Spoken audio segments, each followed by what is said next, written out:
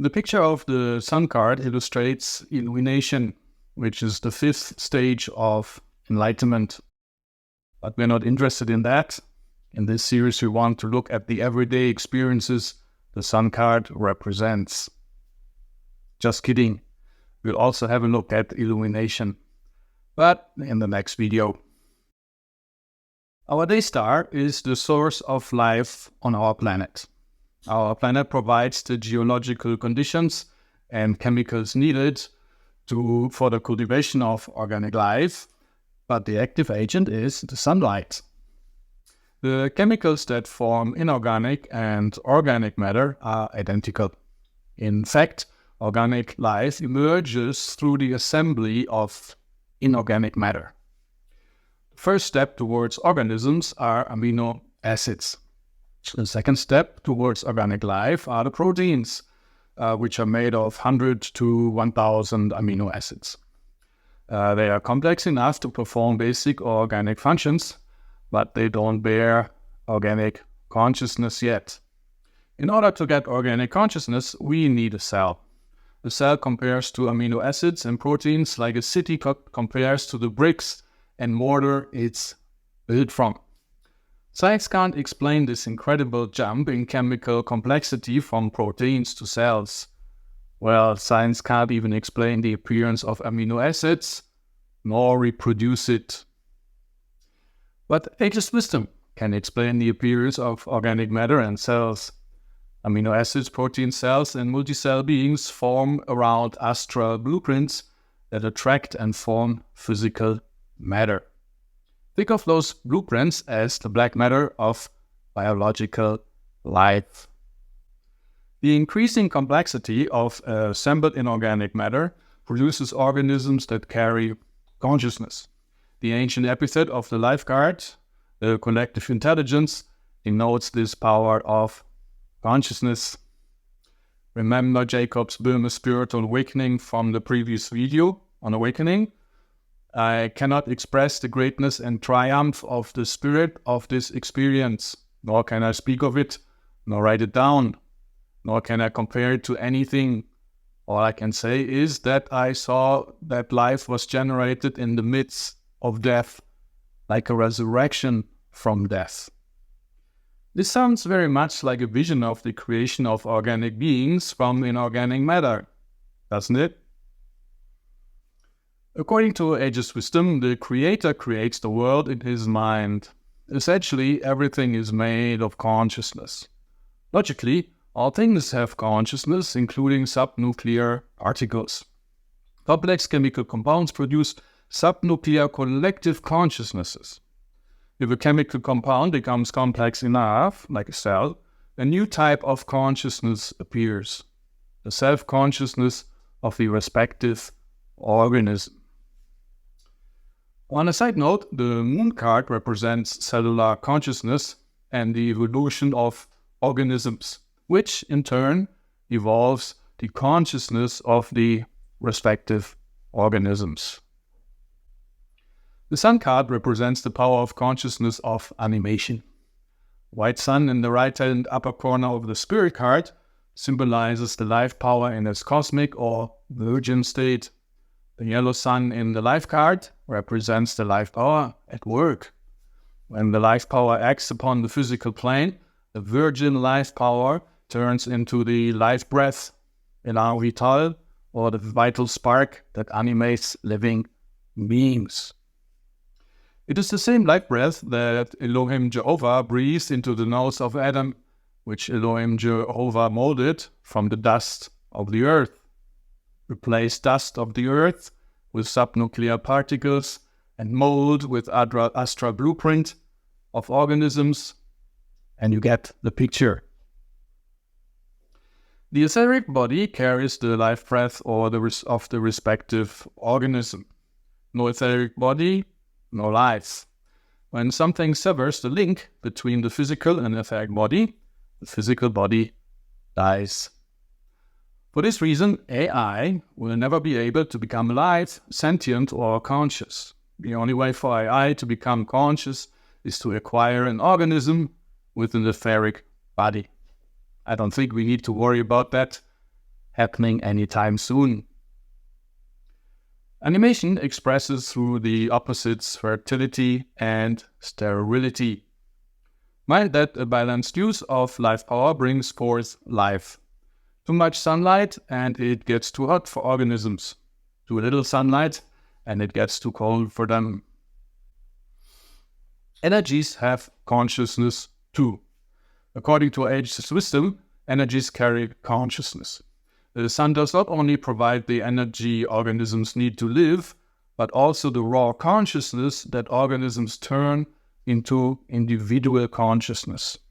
The body absorbs the sunlight's raw life force and consciousness through the heart chakra.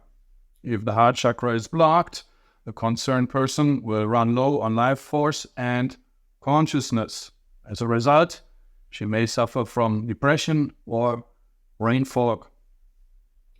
Adverse climate, cold and short days, account for almost 40% of male suicides and almost 30% of female suicides.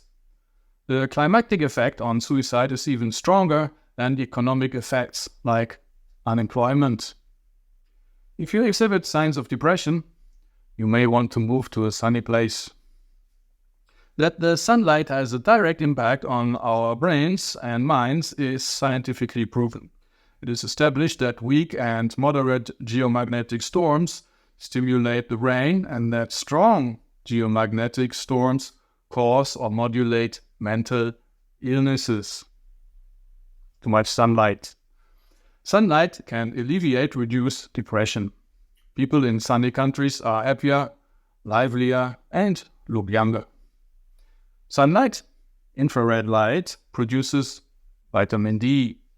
And sunlight, or infrared light, boosts the production of cellular melatonin, which is a potent antioxidant, even more potent than glutathione. And sunlight decreases blood pressure. Meditating on the sun card gives potent suggestions to subconsciousness to regenerate the body on a cellular level. Here's a little guided meditation for you. While you meditate on the sun card, ask its regenerative power to fill your cells with love and vitality. Feel how your cells regenerate and turn happy. Cells respond to love, so love them. Then, like the sun, radiate light and love from your heart. The more you radiate the sun's life force, the more you will pull in through the heart chakra. During the day, we spend our vitality, and during the night, we recover it. Regeneration is a vital biological function and assigned to the sun or life card.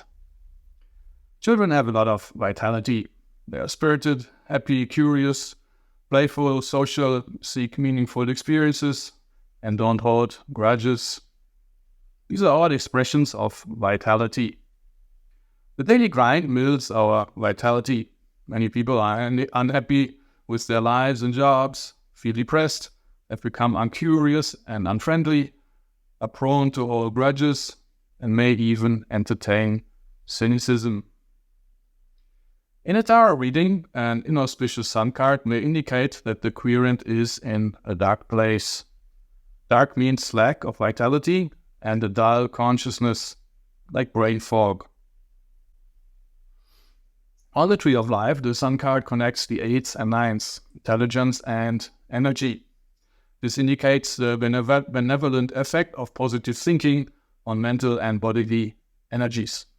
But accordingly, negative thoughts, worries, pessimism, or the rummaging over traumatic memories are wasting energy.